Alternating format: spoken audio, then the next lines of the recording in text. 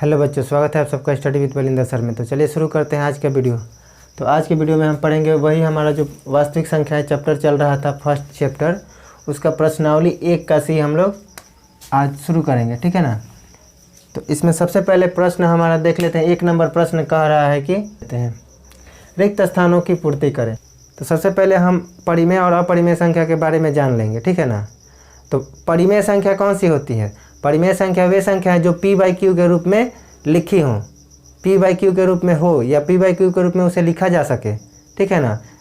जहाँ पे q बराबर नॉट इक्वल टू 0, यानी कि q जो है 0 नहीं होना चाहिए, तो वो उस संख्या को हम परिमेय संख्या कहेंगे। ये हमने आपको पहले ही वीडियो में बताया था सभी संख्याओं के बारे में। और अपरिमेय संख्या वे संख्या होती है जो रूट के अंदर हो और रूट उसका वर्गमूल ना निकले, जैसे √2, √3, √5, √7, ये सभी संख्याएं क्या हैं? अपरिमेय संख्या है, क्योंकि इनका वर्गमूल पूर्ण रूप से नहीं निकलेगा, ठीक है। तो चलिए देखते हैं पहला प्रश्न हमारा क्या कह रहा है। इसमें कह रहा है कि √5 एक खाली स्थान संख्या है। यहाँ क्वेश्चन में परिमेय और या अपरिमेय बुक में दिया हुआ है, तो वो हमने नहीं लिखा। हम यहाँ पे भरना है कि परिमेय है कि अपरिमेय है, बस, ठीक है। तो ये जो है संख्या अपरिमेय संख्या है। क्या है? अपरिमेय है। फिर यहाँ पे दिया है -√2/√3, ये अपरिमेय है कि परिमेय है? तो यह भी संख्या अपरिमेय है हमारा,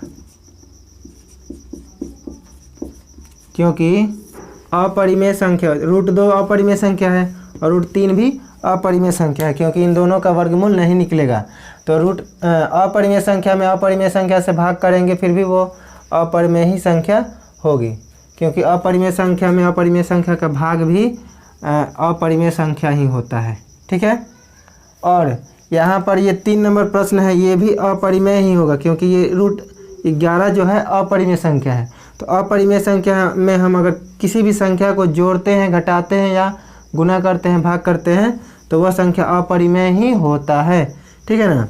तो ये जो 4 इसमें प्लस में लिखा हुआ है, फिर भी इसमें कोई परिवर्तन नहीं होगा, ये अपरिमेय ही रहेगा, ठीक है। तो इसको भी हम अपरिमेय लिख लेंगे, अपरिमेय, है ना।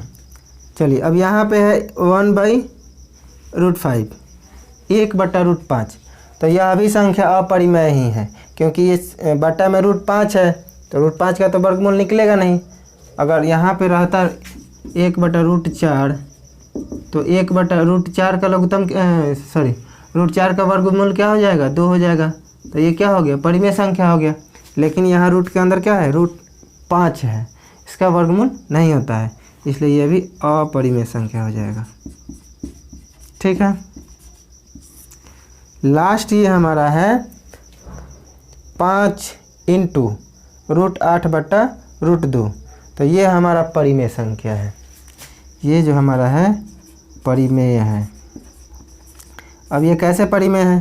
तो देखिए यहाँ पे है 5 √8/√2, ठीक है। तो ये √8 से √2 से √8 को हम काट सकते हैं,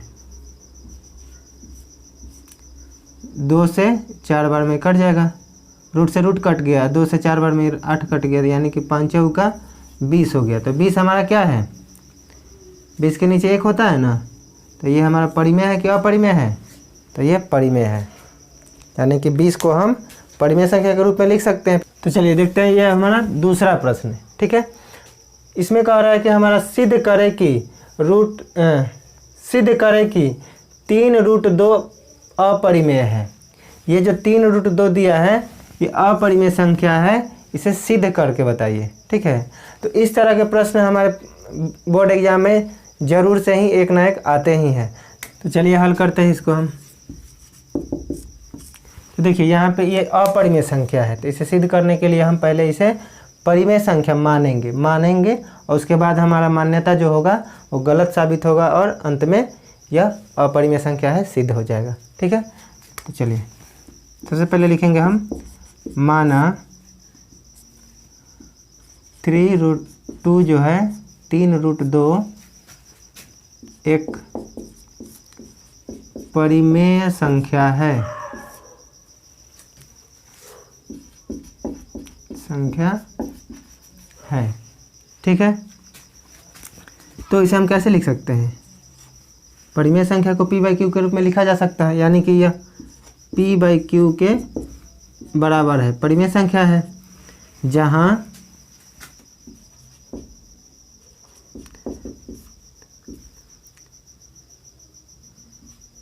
pq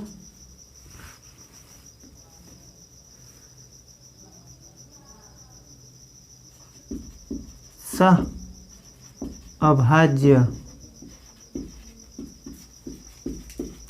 संख्या है। PQ क्या है?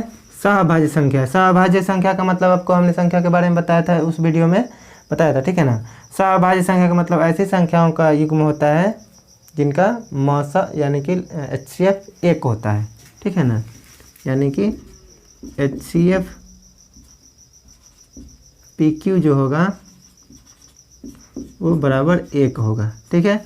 और यहाँ पे Q बराबर नॉट इक्वल टू 0, यानी कि Q बराबर नहीं होगा 0 के, नीचे वाला 0 नहीं होना चाहिए। और ऐसी संख्या होना चाहिए जिनका दोनों का जो मौसा है 1 होना चाहिए, यानी कि 3/2 लिख सकते हैं, 5/7, ये सभी संख्याएं क्या है? सहअभाज्य संख्या है, ठीक है ना, इस तरह से। तो बस इस तरह से हमें लिखना है और सभी प्रश्न में हम यही चीज़ लिखेंगे। और जिस तरह से हम भाषाएं इसमें लिखेंगे हम सभी प्रश्नों में उसी तरह से लिखना है, थोड़ा बहुत चेंज होगा। और ऐसे ही आपको बस बनाना है और याद करना है और समझना है इसको। इसके बाद हम देखिए यहाँ पे 3 क्या है? गुना में है, तो इसको हम इधर कर सकते हैं, भाग में आएगा, यानी कि Q के गुना में नीचे आ जाएगा। तो यहाँ पे क्या हो जाएगा? √2 बराबर p/3q गुना हो गया उसमें। तो देखिए यहाँ पर अब लिखेंगे हम, चूँकि p/3q एक परिमेय संख्या है, परिमेय संख्या है, और हम जानते हैं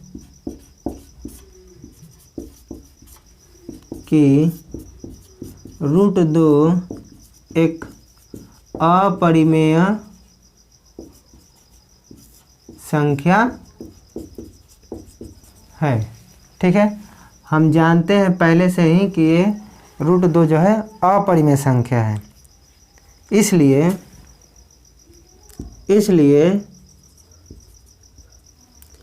√2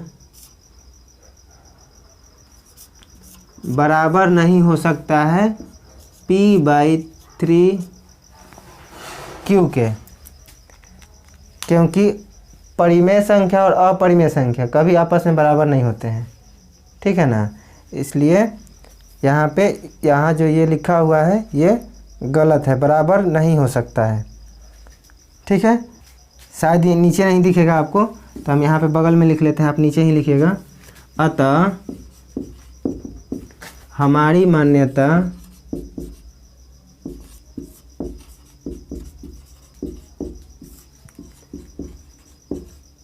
गलत है। अतः जो ये हमारा संख्या है 3√2 एक अपरिमेय संख्या है, अपरिमेय संख्या है, ठीक है। इसको हम एक बार और आपको समझाते हैं, है ना। देखिए इस तरह की जो अपरिमेय संख्याएं होती है, बहुत तरह की होती है। यहाँ पे √2 के गुना में √2 के गुना में 3 दिया हुआ है, और भी संख्याएं होंगी, आगे हम लोग पढ़ेंगे। तो इसमें पहले अपरिमेय संख्या को सिद्ध करना है, तो सबसे पहले हम इस संख्या को परिमेय मानेंगे कि परिमेय है। तो माना कि 3√2 एक परिमेय संख्या है, ठीक है। तो परिमेय संख्या का क्या होता है नियम? तो परिमेय संख्या जो है p/q के रूप में होता है। तो 3√2 बराबर p/q लिख लिए हम। परिमेय संख्या होने के लिए क्या होना चाहिए, pq जो है सहअभाज्य संख्या यहाँ पे है, ठीक है। सहअभाज्य संख्या यानी कि HCF pq का क्या होगा, 1 के बराबर होगा और q बराबर 0 नहीं होना चाहिए, यानी कि नीचे 0 नहीं होना चाहिए। तो ये परिमेय संख्या हो गया हमारा, ठीक है। तो इस संख्या को हम परिमेय माने हैं, तो परिमेय संख्या के बराबर में हम लिख दिए हैं, p/q के रूप में होता है परिमेय संख्या। फिर यहाँ पे गुना में 3 है तो इधर हम भाग में कर दिए, यानी कि बट्टा में नीचे कर दिए। तो यहाँ पे √2 बराबर p/3q आ गया, ठीक है ना। फिर हम यहाँ पे लिखेंगे चूँकि p/3q एक परिमेय संख्या है, क्योंकि यहाँ पे ये जो हमारा परिमेय संख्या था, परिमेय संख्या में यहाँ 3 से सिर्फ नीचे गुना हो गया है। तो परिमेय संख्या में अगर किसी भी पूर्णांक से गुना होता है तो परिमेय ही होता है, ठीक है ना। तो फिर और हम जानते हैं कि √2 एक अपरिमेय संख्या है, हमें पता है कि √2 एक अपरिमेय संख्या है, इसलिए √2 बराबर नहीं होगा p/3q के, है ना, क्योंकि परिमेय संख्या और अपरिमेय संख्या आपस में बराबर नहीं होती हैं, है ना। तो अतः कहेंगे हम कि अतः हमारी मान्यता जो थी गलत थी, अतः हमारी मान्यता गलत है, यहाँ पे जो हमने माना है वो गलत है। अतः 3√2 सॉरी यहाँ पे 2 होगा, 3√2 एक अपरिमेय संख्या है, ठीक है।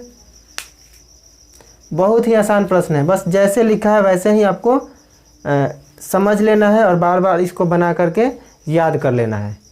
तो चलिए इस वीडियो में इतना ही रहने देते हैं, मिलते हैं नेक्स्ट वीडियो में।